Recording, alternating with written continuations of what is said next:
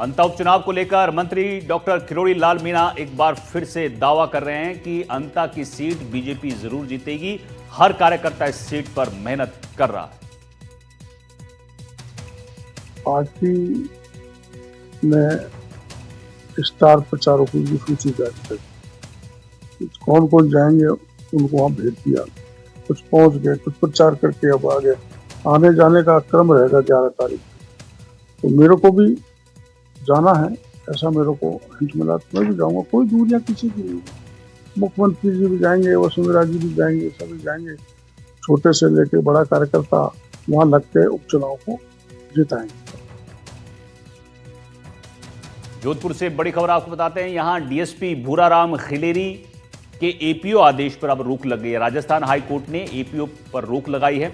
Relieve करने के आदेश के तत्काल प्रभाव पर रोक लगाई गई है। आपको बता दें, बीजेपी नेता से मारपीट और गिरफ्तारी मामले में डीएसपी भूराराम खिलेरी को एपीओ किया गया था और ये हाईकोर्ट पहुंचे थे। अब राहत मिलने पर खिलेरी का बयान भी सामने आया। उन्होंने कहा, न्यायपालिका पर पूरा भरोसा है। जोधपुर जिले के भोपालगढ़ में तैनात डीवाईएसपी भूराराम खिलेरी आज हमारे साथ हैं। भूराराम खिलेरी जी, पूरा क्या मामला है ये जो आप पर आरोप लगे? देखो, हमें तो पता भी नहीं था वो भाजपा नेता है। एक्चुअली में कोई ब्लाइंड मर्डर हुआ था, तो उस ब्लाइंड मर्डर पे क्या है कि कई लोगों को बुलाया था जो रात को कैमरे में आ रहे हैं वहाँ घूमते हुए या कहीं और संदिग्ध गतिविधि जो भी नज़र आई, तो वो करके और उस मर्डर को ट्रेस आउट किया था। तब एक कोई हेमंत कुमार साध नाम का आदमी है जिसने कोई हेमंत शर्मा के नाम से आईडी बना रखी है। उसने अनसेंट मैसेज किए पहले, जैसे एक कुड़ी गांव में 7 साल पहले कोई मर्डर हुआ था, तो उसका आरोप जाटों पे लगा था। वो आदमी थे नहीं, तो उस पर एडिशनल एसपी लेवल से तफ्तीश हुई थी। और फिर माड़ियों पे कमेंट्स किए, मुसलमानों पे किए, पुलिस पर किए, पुलिस की कार्य प्रणाली पर किए, पर्सनल किए। तो गांव वालों ने एक शिकायत दी सर्व समाज ने कि भाई ये आदमी इस तरह का अनसेंट मैसेज कर रहा है, आप इसको रोको।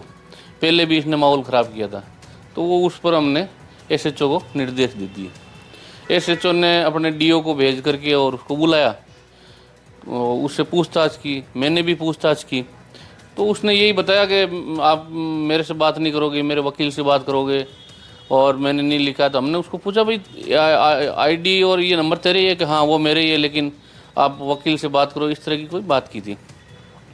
तो हमने एसएचओ को यही निर्देश दिया कि भाई इसको बंद करो, आप जो भी कानूनी कार्रवाई करो। एसएचओ ने उसकी गिरफ्तारी की शांति भंग में। दूसरे दिन उसने आरोप लगाया कि भाई अब हमारे साथ मारपीट की, जिला अध्यक्ष को बुलाया, तो मेडिकल हो गया। डॉक्टर ने रिपोर्ट दे दी कि भाई इसके कोई चोट नहीं है, न कोई नीलगु है, न कोई और दूसरे सूजन के निशान है, कुछ भी नहीं है। फिर इन्होंने किसी और आदमी को ले जाके पेश किया अलग अलग नेताओं के सामने कि साहब देखो ऐसे ऐसे मारपीट की। तो फिर अब पता नहीं क्या घटनाक्रम हुआ, मेरे को किसी पक्ष जाना नहीं मेरा। अचानक वो एपीओ ऑर्डर आ गया था। एपीओ ऑर्डर आ गया तो फिर हमने अफसरों से बात की, तो उन्होंने कहा भाई हाँ ऐसा ऐसा मैटर तो है, हम आपको रिलीव कर देंगे। तो मैं रिलीव होके पीएचक्यू ज्वाइन कर लिया। तो फिर आपने अपने अधिवक्ता के थ्रू याचिका दायर की? हाँ। फिर क्या उसमें निर्देश दिए?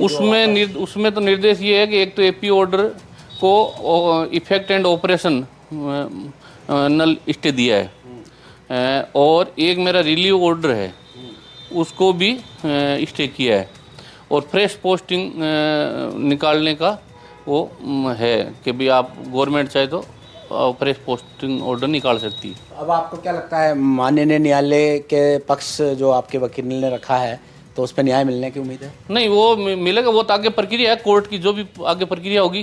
भाई जैसे मान लो ऑर्डर निकालेंगे सरकार, जो भी आप करेगी, नहीं करेगी तो जो भी आपके आगे कोई कंटेम्प्ट प्रोसीजर है या वो करेंगे। तो कहने मतलब आपके हक की लड़ाई आप लड़ोगे? हाँ, हक की लड़ाई तो लड़ेंगे।